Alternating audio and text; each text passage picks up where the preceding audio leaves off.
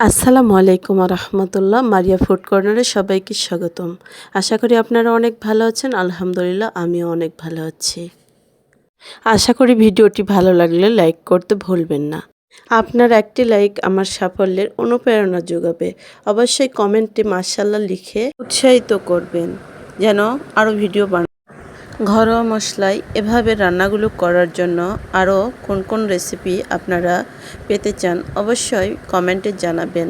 আপনারা ঝাল বেশি খান না কম খান অবশ্যই জানাবেন।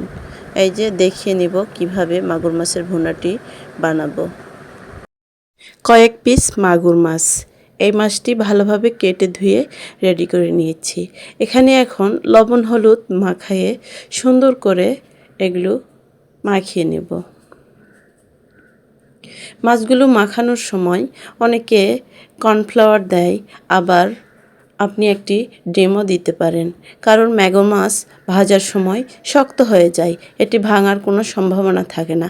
এর জন্য আমি এভাবে লবণ হলুদ মাখিয়ে নিলাম।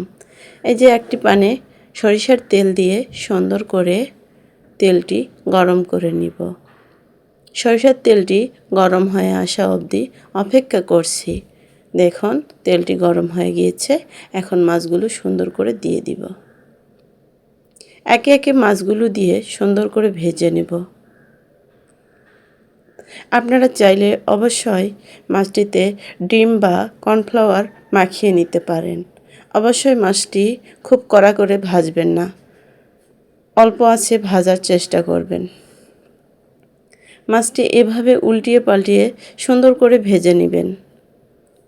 আপনারা যারা নতুন আছেন তারা অবশ্যই চ্যানেলটি সাবস্ক্রাইব করবেন এবং চ্যানেলটি বেল আইকন অন করে রেখে নিত্য নতুন ভিডিওটি সবার আগে আপনার কাছে পৌঁছে যাবে। মাছগুলো আমার ভাজা হয়ে গিয়েছে। এখন মাছগুলো আমি উঠিয়ে নিব। এই যে কত সুন্দর ভেজে নিয়েছি। এখানে আমি পেঁয়াজ কুচি এবং রসুনের কোয়া সুন্দর করে ভেজে নিব। পেঁয়াজ এবং রসুন সুন্দর করে ভাজা হয়ে যেতে এইদিকে আমি মশলাগুলো মিক্সড করে নিব।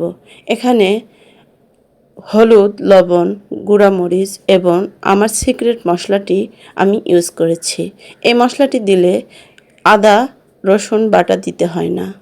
এই যে খুব সুন্দর করে আমি মশলাটি অ্যাড করে দিলাম। এই রান্নাটি খুব গ্রেভি হয়, আর আপনারা রান্নার টেস্ট বাড়ানোর জন্য এখানে 1 চামচ চিনিও দিতে পারেন। আমি দিয়েছি, আপনারা ওটা স্কিপও করতে পারেন। মশলাটি সুন্দর করে কষিয়ে কষিয়ে এখানে দিয়ে দিলাম আগে থেকে ভেজে রাখা মাছটি। এখন মাছটি নেড়েচেড়ে এখানে কিছু পানি অ্যাড করে নিব। কিছু পানি অ্যাড করে নেওয়ার পর এখন মাছটি আরও সুন্দর করে কিছুক্ষণ কষিয়ে নেব। 15 মিনিট কষিয়ে নেওয়ার পর আমার মাছ ভুনাটি একদম রেডি। এখানেই শেষ করছি। আসসালামু আলাইকুম ওয়া রাহমাতুল্লাহ।